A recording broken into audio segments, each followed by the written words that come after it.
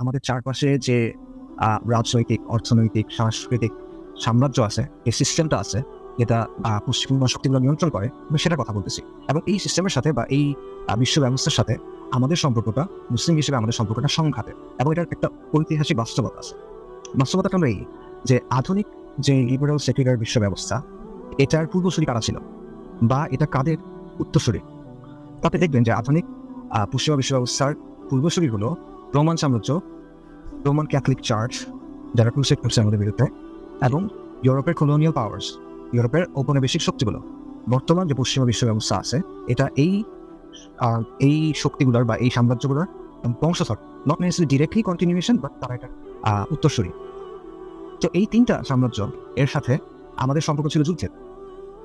এবং প্রথম যে দুটো শক্তি ছিল, রোমান সাম্রাজ্য এবং রোমান ক্যাথলিক চার্চ, এদেরকে আমরা ইচ্ছায় ডিফিট করছিলাম, ক্রুসেডে আমরা জিতছিলাম, এবং অবভিয়াসলি বাইজেন্টাইনদের আমরা হারাইছিলাম, আন্দালুস ইসলাম গেছিল।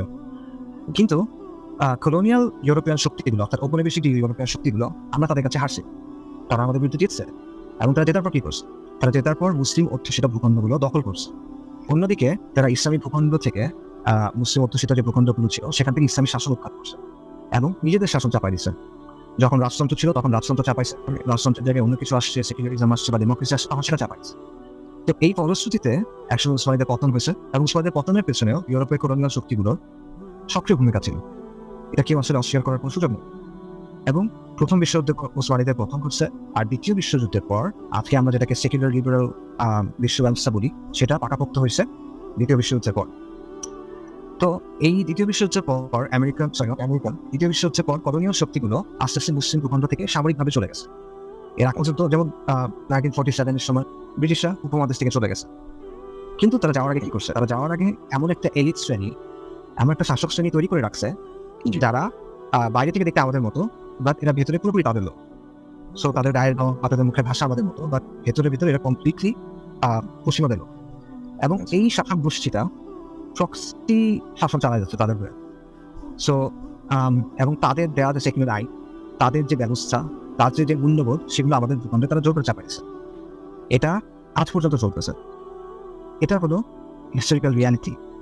এবং তারা যে এলিট তৈরি করছে, এরা শুধু শাসন নিয়ন্ত্রণ করে না, শাসন, সামরিক ব্যবস্থা, মিডিয়া, কালচারাল এলিট, সবকিছুই ব্রিটিশদের ছাঁচে, নট নেসেসারি ব্রিটিশদের, কলোনিয়ালদের ছাঁচে করে একটা শ্রেণীর কাছে দিয়ে গেছে, এবং এরা বাই প্রক্সি তাদের শাসনটা চালায় যাচ্ছে। সো তাদের সামরিক যে নিয়ন্ত্রণ, সেটা তারা সরাই নিছে, কিন্তু তাদের যে আদর্শিক উপনিবেশ, সেটা এখনো কন্টিনিউ করতেছে।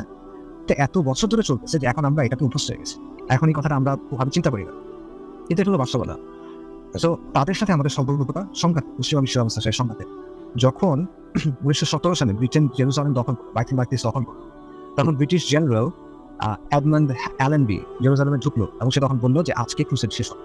1920 সালে যখন ফ্রেঞ্চরা সিরিয়া দখল করে নিল এবং দামাস্কাসে ফ্রেঞ্চ জেনারেল এবং বিজিরো ঢুকলো, তখন সে সালাউদ্দিন আইয়ুব রাহিমাহুল্লাহর কবরের কাছে গেল, কবরে লাথি মারল এবং বললো যে সালাউদ্দিন ওঠো, দেখো আমরা ফিরে আসছি, এবং আজকে আমরা তোমাদের উপর বিজয়ী হলাম।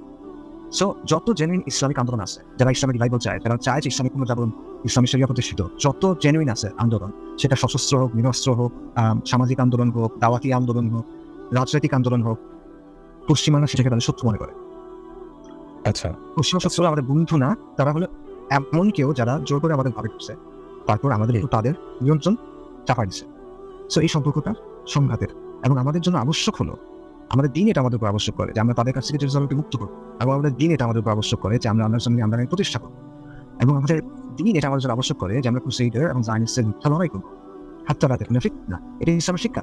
সো তাদের সাথে আমাদের সম্পর্কের এই ইতিহাসটা এবং এই বাস্তবতাটা বোঝা উচিত।